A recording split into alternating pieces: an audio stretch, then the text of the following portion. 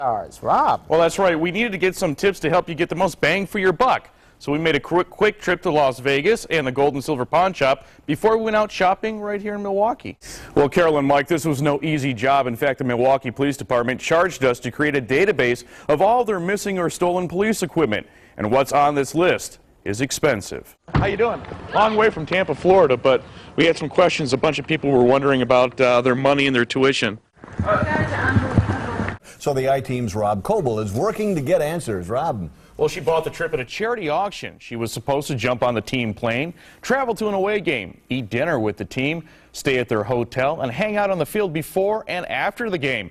But the Packers season has come and gone. And unfortunately, this Packers fan hasn't gone anywhere with the team. Now she wants to know if her purchase is legitimate or just a broken promise.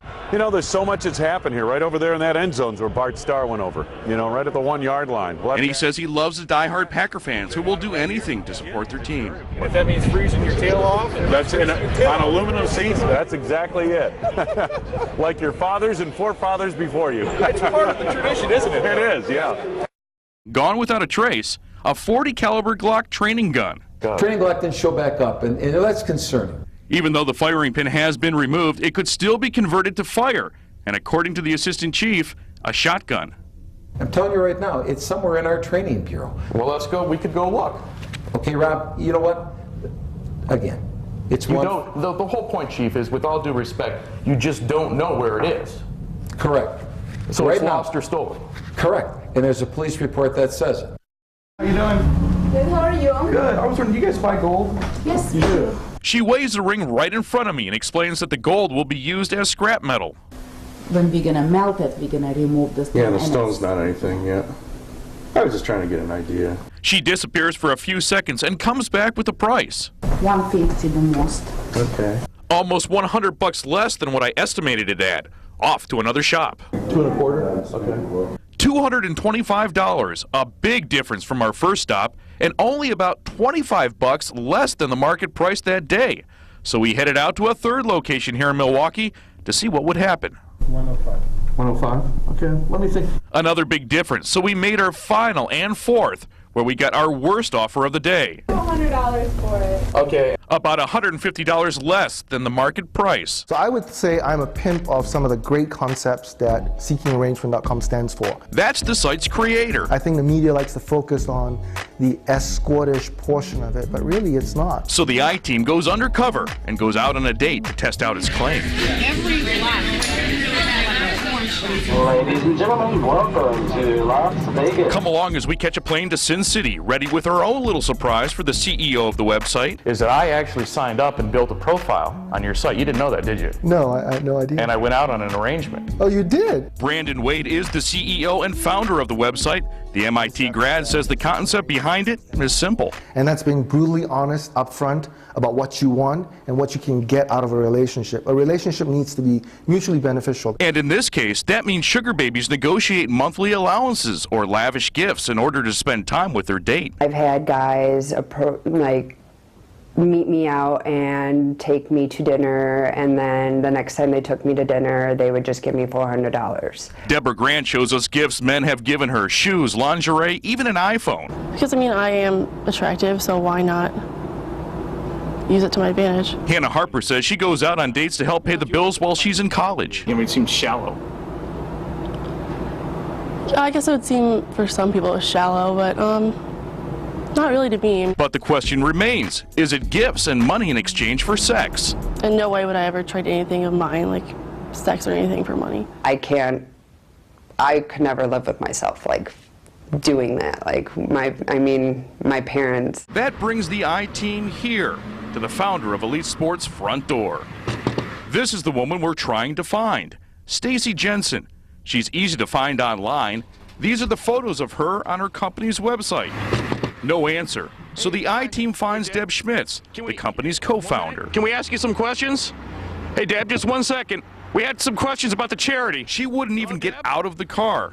The I-Team continued to reach out to Elite, phone calls, texts, emails. Then Stacy Jensen's attorney responds. He says Michelle didn't give Elite Sports enough notice. Rob. Well, that's right. The issue looks like it was captured using a cell phone camera. Now, the person that posted it online, he's trying to prove that there's voter fraud going on inside the Wisconsin State Assembly. This is Representative Joel Clayfish. You can clearly see him in this video, now blasted on YouTube. The video shows the rep placing a vote for an absent member. Did you break a rule? It depends how you interpret the rule. And here is the rule. Only the members present in the assembly chamber may vote. So what is going on with Clayfish, who admits he voted for another rep? The bathroom counts as the chamber, and the parlor counts as the chamber if you're grabbing something to eat. In fact, Representative Jason Field says it happens all the time on both sides, Republicans and Democrats. Yeah, it's been done where, you know, you make sure you have some conversation with your seatmate to understand where they're at. Both lawmakers claim it's not breaking the rules because technically the representative is still in the chamber.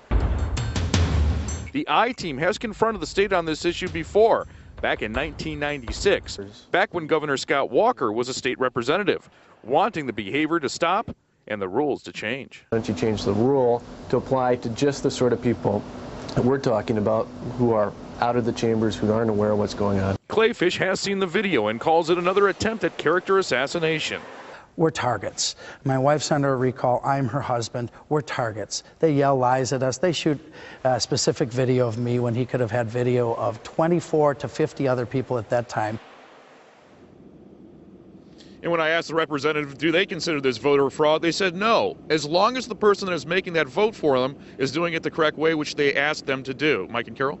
Rob, we saw Scott Walker took a stand against this practice years ago. Did he have any comment tonight?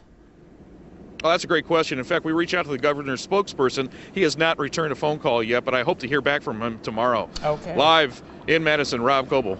Back to you. Okay, thank you very much, Rob. And the best advice we can give is do your homework. And if you love Pawn Stars, I've got good news for you. We're posting the entire interview I had with Chumley online at our website, and he also shares with us the one thing that fans do that drives him crazy. A lot more other stuff, too, about the old man on there. I see you're still wearing your ring, by the way. I didn't think it was good enough. There is no price you can put on a Florida Gator ring. Maybe only Wisconsin Badgers would beat that. That's right. Okay. Okay, thanks, Rob.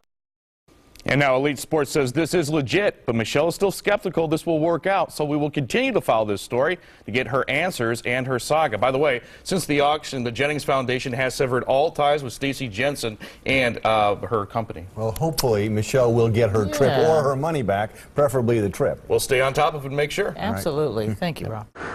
And the district hasn't answered us about how and why she was hired. I want to know what you think. Should the district have done a better job looking into her past job history? Email me at rkoebel@todaystmj.com. And Stephen Carroll, not only is she in charge of the school, remember that budget is $6 million. Now, hopefully MPS will be spurred by this report to tell us something. Give us more information. We're asking for it. You'll keep us posted, we know. Oh, yeah.